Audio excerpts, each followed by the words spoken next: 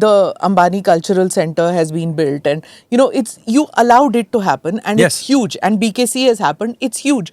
But the way to that is so you invest into, and the same with the Bharat Mandapam. Lovely, everything nice. There was the trade fair thing which was earlier. So you build the infrastructure for but it. But there was no infrastructure around. So build the infrastructure for it every day.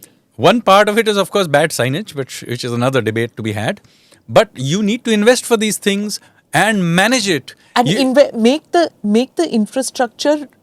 Private sector is making its infrastructure. Build the flyovers, build the signages and stuff like that. Plant the trees before. No, so this is where I am disagreeing with you. The point is, if we were all so wise, then Gurgaon would be still a retiree town. If you went back to 1990, before the IT boom and back office boom, and you asked some civil servant to plan Gurgaon, he would never have built for what the city became. Yeah. So this whole idea that, we should have some wise town planner and he will very wisely think about what will happen 30 years and he will build infrastructure is a waste of time. You've got to do this as it happens. No, but I went to Naya Raipur and they have done everything. They've so built exactly. The roads and has Naya Raipur succeeded? No, it's an empty spaces. It'll never be anything if you do not allow it to evolve. That's the point I'm making. Even in Haryana, or let's go to Chandigarh. Why didn't Chandigarh, which is supposedly planned, become the hub of all this great BPO and all of these kinds of activities? Because it couldn't be done there. Because Le Corbusier, who was the great town planner, never envisaged that you would have essentially large white-collar factories. Gurgaon, for all its failures, simply allowed it to happen, maybe through all kinds of breaking of rules.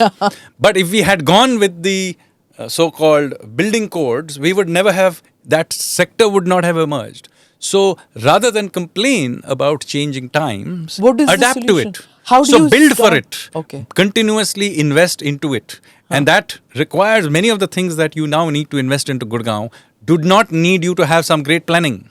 Removing garbage did not need planning. You knew if there is a city, it needs garbage removal. Yeah.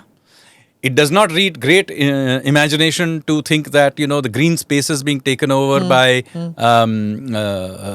wine shops is not great for environment. I have nothing against, I'm not a teetotaler and I have no problem with wine shops being there.